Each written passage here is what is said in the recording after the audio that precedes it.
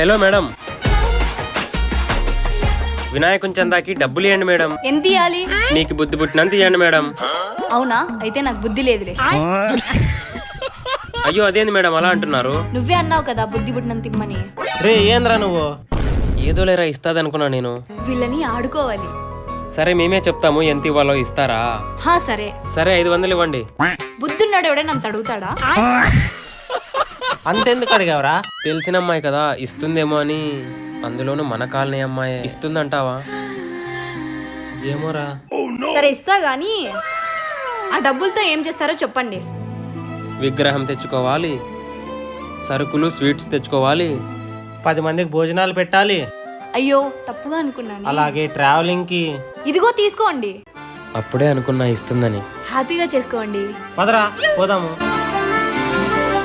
ఆ అమ్మాయిలో సడన్ గా మార్పేలా వచ్చిందిరా. ఏమో కానీ 10 మందికి భోజనాలు పెడదాం అన్నప్పుడు హ్యాపీగా ఫీల్ అయినట్టుందిరా. సరే పదరా మామ.